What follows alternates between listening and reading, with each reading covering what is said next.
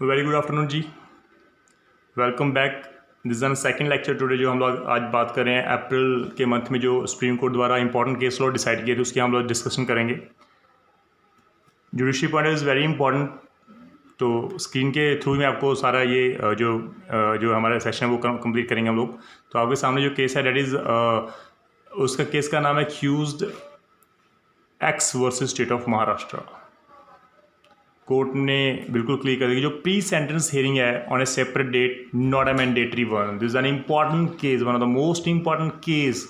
Court ने कहा कि जो 235 जो है, जो हमारा सीआरपी सेक्शन सब क्लॉज 2 है, उसका जो ऑब्जेक्ट है is to provide an opportunity for accused to adduce mitigating circumstances, but it does not mean that the trial court can fulfill the requirement of section 235 subclause 2 of CRPC only by adjourning the matter for 1 or 2 days to hear the parties on sentence। तो court ने कहा कि अगर आप किसी को conviction कर रहे हो, आपने कन्विक्ट कर दिया, तो आपने अगर आप उसको सेंटेंस देना है कि हाँ भी 2 साल 3 साल 4 साल, तो कोर्ट ने कहा कि ये जरूरी नहीं है, कहीं भी मैंडेटरी नहीं है कि अगर दोनों पर्सनस एग्री हैं, दोनों पार्टीज एग्री हैं, वो अगर आर्ग्यूमेंट कर रहे हैं तो सेम डे भी आप उसको कन्विक्ट कर सकते और सेंटेंस पास कर सकते हो। तो this is an important law, क्योंकि ये हमारे लिए लीडिंग केस जो है ये साबित हो सकता है 235 के अंदर। तो प्लीज़ उसको ध्यान रखना, accused X versus state of Maharashtra का केस। Then we have another case, Bharat broadband network limited versus united telecoms limited का। तो कोर्ट ने बिल्कुल क्लियर कर दिया कि पर्सन जो है वो ineligible to be arbitrator under section 12 sub clause 5 of the arbitration act can not appoint another arbitrator. Court ने कहा कि जो अगर कोई आर्बिट्रेटर अगर वो इनएलिजिबल है, वो एलिजिबल ही नहीं है, तो डेफिनेटली वो फर्दर किसी और आर्बिट्रेटर को अपॉइंट भी नहीं कर सकता। अगर उसने कोई फर्दर अपॉइंटमेंट किया तो वो अपॉइंटमेंट भी वैलिड नहीं मानी जाएगी।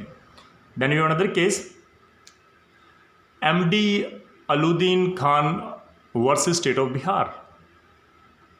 सुप्रीम कोर्ट ने बिल्कुल क्लियर कर दिया कि हाई कोर्ट के पास कोई जुरिडिक्शन नहीं है कि वो एविडेंस को एप्रिशिएट कर सके। अगर कोई पर्सन पटिशन फाइल करता है 482 ऑफ सीआरपीसी के regarding for questioning the FIR, तो सुप्रीम कोर्ट ने बिल्कुल क्लियर कर दिया कि high court has no jurisdiction. मैं बात कर रहा हूँ जुरिडिक्शन की। That means high court has no jurisdiction to appreciate evidence while hearing a petition under section 482 CrPC. This is an important one guys, please इसको ध्यान में रखना। Another case, this is an important, बहुत important है हमारे लिए, काफ़ी important है। Date is Ram Swaroop Soni versus state of M Madhya Pradesh का केस है हमारे लिए। कोर्ट ने कहा कि अगर पुलिस ऑफिसर अगर वो क्लोजर रिपोर्ट लेके आ रहा है, closure report in the sense कि कोर्ट पुलिस कह रही है कि हमारे पास लैक ऑफ एविडेंस है, इसलिए हम लोग जो है उसकी फाइनल रिपोर्ट नहीं दे सकते अगेंस्ट, उसके अगेंस्ट चलान जो है फाइनल रिपोर्ट नहीं पेश कर सकते इन्वेस्टिगेशन की। Due to the lack of evidence उस केस को ख़त्म किया जा रहा है। कोर्ट ने कहा, सुप्रीम कोर्ट ने, कि जो मैजिस्ट्रेट है magistrate cannot direct police to file chargesheet on receipt of closure report. Police closure report दे रही है और मैजिस्ट्रेट जो है वो चार्जशीट दायर करने के लिए पुलिस को ऑर्डर नहीं कर सकता। तो this is an important case. Then we have another important जो केस है हमारे लिए, that is Vikas Ranjan Raut versus state का केस है। सुप्रीम कोर्ट ने ऑब्जर्व किया कि a magistrate जो है he has no jurisdiction to suo motu pass an order for further investigation or re-investigation after he discharged the accused। Court ने कहा कि अगर सुप्रीम कोर्ट ने बिल्कुल क्लियर कर दिया कि अगर जो जुडिशियल मैजिस्ट्रेट है अगर उसने अक्यूज को डिस्चार्ज कर दिया ना, तो वो इन्वेस्टिगेशन और री इन्वेस्टिगेशन के ऑर्डर बिल्कुल नहीं दे सकता। तो definitely magistrate has no jurisdiction to suo motu pass an order. तो suo motu तो आपके पास पावर ही नहीं है। इन्वेस्टिगेशन जो है फर्दर उसको ऑर्डर पास करने की, डायरेक्शन देने की, री इन्वेस्टिगेशन भी आप करवा नहीं सकते। तो definitely the court said, Supreme court ने कहा कि जो पावर है to order further investigation which may be available to the magistrate at pre cognizance stage may not be available to the magistrate at the post cognizance stage. तो ये काफ़ी important है कि प्री कॉग्निजेंस स्टेज में आप कह सकते हो कि ठीक है इन्वेस्टिगेशन करो। अगर आपने उसको अक्यूज को डिस्चार्ज कर रहे हो due to lack of evidence, then definitely you cannot direct the police to investigate the case or to re-investigate the case। Court ने यहाँ पर बिल्कुल क्लियर कर दिया। तो guys this is one of the most important case जो आपके लिए साबित हो सकता है। अनदर हमारे पास जो केस है वो सेम केस है हमारे पास, विकास रंजन रोडका, सुप्रीम कोर्ट ने ऑब्जर्व किया कि डेट उसके पास कोई जुरिडिक्शन नहीं है, तो इसको वो सेम केस है दोबारा प्रिंट होगा मेरे पास। अनदर जो केस है हमारे लिए that is Anurag Soni versus state of Chhattisgarh. Supreme court ने reiterated that the consent of sexual intercourse obtained by a person by giving false promise of premise would not excuse him from rape charges। अगर कोई एक person लड़का अगर लड़की से false promise of marriage के basis पे उसके साथ रिलेशन में आ जाता है, फिजिकल रिलेशन में आता है, तो डेफिनेटली लॉ कहता है कि एट द टाइम ऑफ जब वो फिजिकल रिलेशन बना रहा होता है तो उसका जो माइंड बिल्कुल क्लियर है कि उसने मैरिज करवानी नहीं है उसके साथ। तो लॉ कहता है कि आप फ्रॉड कमिट कर रहे हो तो डेफिनेटली आपके ऊपर जो चार्ज है रेप का वो लगेगा। तो this are important and clear cut जो कोर्ट ने वर्डिक्ट सुनाई है कि that the consent of sexual intercourse, चाहे आपकी कंसेंट थी, लड़की की कंसेंट थी, लेकिन आपने वो कंसेंट कैसे ली है, फॉल्सली, फ्रॉडली, तो लॉ कहता है कि आपके ऊपर जो रेप का चार्ज है वो चलेगा। अनदर जो केस है हमारे लिए दैट इज़ गर्वेर wall ropes limited versus coastal marine construction and engineering limited. तो कोर्ट ने यहाँ पर काफ़ी इंपॉर्टेंटली डिसीजन दिया है कि अगर कोई आर्बिट्रेटर क्लॉज जो है वो अगर स्टैम्प्ड नहीं है, प्रॉपर इनसफिशिएंट स्टैम्प्ड है, तो कोर्ट ने कहा कि court can not appoint arbitrator when the contract containing arbitration clause is insufficiently stamped. जो पार्टीज ने जो कॉन्ट्रैक्ट किया था, जो उसमें आर्बिट्रेशन क्लॉज जो है उसमें मेंशन की थी, इंसर्ट की थी, अगर वो इनसफिशिएंटली स्टैम्प्ड है तो कोर्ट के पास कोई पावर नहीं है कि वो अपॉइंट कर दे किसी आर्बिटर को। तो ये केस बिल्कुल क्लियर है। Then we another important case that is Basalingappa versus Mudiyasappa का केस है। कोर्ट ने बिल्कुल क्लियर कर दिया कि section 138 of the negotiable instrument act, अगर अक्यूज ने कंप्लेनेंट से पूछ लिया कि आप अपनी फाइनेंशियल कैपेसिटी शो करो, तो the complainant is bound to explain his financial capacity. उसको बताना पड़ेगा कि मेरे पास पैसा था और इसने डिमांड की थी, मैंने उसको पैसा दिया है, इसने मुझे चेक दिए थे लेकिन डिसऑनर हो गए।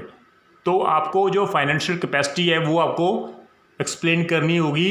The complainant is bound whenever the question is raised by the accused, this is an important thing. Then you another case that is Sampat Babaso Kale versus state of Maharashtra. Court ने कहा कि अगर किसी पर्सन, जो पर्सन डिसीज्ड है, अगर वो dying declaration दे रहा है लेकिन हमें नहीं पता कि वो फिट ऑफ जो उसका स्टेट ऑफ माइंड है वो फिट था या नहीं था while making the dying declaration, तो लॉ कहता है कि corroborated एविडेंस आपको कोर्ट में लेके आने पड़ेंगे। तो कोर्ट ने बिल्कुल यहाँ पर क्लियर कर दिया, corroborated evidence required if it is doubtful whether the deceased one was in fit state of mind while making dying declaration or not। तो guys this is an important thing कि dying declaration, मैंने आपको पहले भी कहा कि dying declaration जो है उसके लिए इंपॉर्टेंट नहीं है कि जो सर्टिफाइड हमें मतलब चाहिए कि डॉक्टर की स्टैम्प चाहिए, हाँ भी ठीक है ये फिट बिल्कुल सही आप दे सकते हो। लॉ कहता है कि जो डाइंग डिक्लेरेशन है वो फिट था उस समय, जो पर्सन डिसीज था वो दूसरे एविडेंस के थ्रू भी हम लोग प्रूव कर सकते। वो पर्सन जो उसके पास उस समय खड़ा था, ठीक है, रुका हुआ था उसके साथ, जो उसको देख रहा, उसको ऑब्जर्व कर रहा था, तो वो भी कोर्ट में आके जो एविडेंस दे सकता कि सर उस समय जब वो डाइंग डिक्लेरेशन दे रहा था एट देन वो फिट स्टेट ऑफ माइंड में था। तो this is an important. Then another case Rupali Devi versus state of Uttar Pradesh, this is one of the most important case.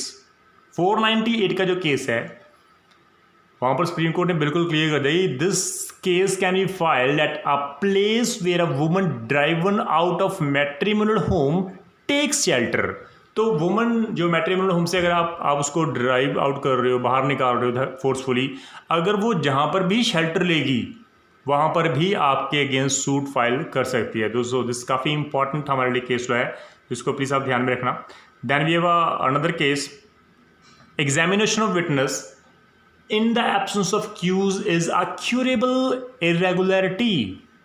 आत्मा Rao versus state of Rajasthan के केस में कोर्ट ने बिल्कुल क्लियर कर दिया कि अगर अक्यूज्ड एब्सेंस है एट द टाइम जब वो एविडेंस दे रहा होता है कोई विटनेस, तो डेफिनेटली कोर्ट कहता है कि absence of the accused while taking evidence of the prosecution witness by itself would not vitiate the trial unless great prejudice has caused to the accused।